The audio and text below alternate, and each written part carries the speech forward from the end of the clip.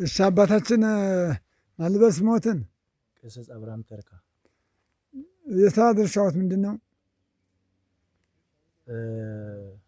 ኢትዮጵያ ኦርቶዶክስ ተዋሕዶ ቤተክርስቲያን በጋሞና አካባቢ ጨንቻና ቆጎታ ወረዳዎች ቤተ ክህነት የዶርዜ መስቀለ ኢየሱስ ቤተክርስቲያን ቄስ ገበዝ ነው።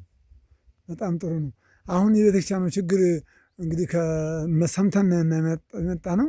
በችግር ላይ እንዳላችሁ የሚረዳችሁ አጥቶ ነውና እዛ የመጣ ነው። እስቲ እንደው መልእክት እንድናስተላልፍላችሁ እስቲ የቤተክርስቲያኑ ችግር ምንድን ነው? ቤተክርስቲያኑ ችግር ያው እንደምታዩት እንግዲህ ቤተክርስቲያን ቆርቆሮ ቀዳዳ ሆኖ ክረምት ሲደርስ እንግዲህ ይፈሳል። እንግዲህ ጣራው ሁሉም ያው ቀርካ ስለሆነ ያስቸግራል። ንዋየ ቅድሳት ታቦቱ ላይ ስለሚፈስ እንግዲህ እንድትረዱልኝ በመስቀለ ኢየሱስ ክርስቶስ ይጠይቃቸዋለሁ። እንግዲህ በተረፈ አሁን የጎደለ ነገሩን ያው ሞላ ኢትዮጵያ እንዲደርስ ያው የጎደለን ቆርቆሮም ሲሚንቶም አሻዋም ድንጋም ሁሉም ስለጎደለ እንድትረዱ በመስቀለ ኢየሱስ ስም ይጠይቃቸዋለሁ። ምንድነው ከሚጠየቁት የውስጥ ነው እርሳት ምን ጎሏል? የውስጥ ያው የጎደለው ነገር እንግዲህ ያው መጻሕፍትም ጎሏልና እንግዲህ መጻሕፍት ስንክሳር እንግዲህ መጽሐፍ ላይ እንግዲህ ብዙ መጻሕፍትም ጎሏልና እነሱን እንዲያሟሉ በእግዚአብሔር ስም እጠይቃለሁ። አሁን ቤተክርስቲያኑን መቼ ልትጀምሩ አስባችኋል?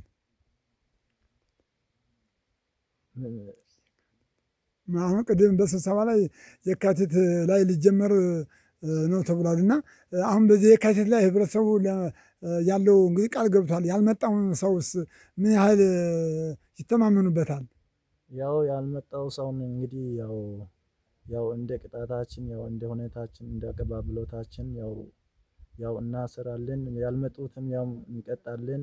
በህብረቱ ጋር በሰበካ በህንጻ ጋር አንድ ሆነን ያው ያልመጡትን እንቀጣለን። ጥሩ እንግዲህ ህብረተሰቡን እንግዲህ ወንጌል በማስተማር ረገድ ንስሐ እንዲገቡ በማድረግ አገልግሎት በማሰጠት ሰንበት ትምህርት ቤት እንዲቋቋም በማድረግ አኳሳስ ምን ያህል እየሰራችሁ ነው?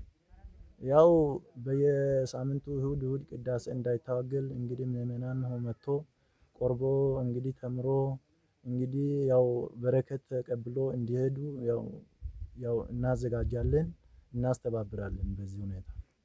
በጣም ጥሩ። ስለዚህ ህብረተሰቡ ስራውን ለመስራት በዝግጅት ላይ ነው ማለት ነው። ጥሩ ነው። አባታችን እንግዲህ በርቱ። እግዚአብሔር ከእርሶ ጋር ይሁን። በጸሎት አስቡን ለሚረዱን ሁሉ ማለት ነው።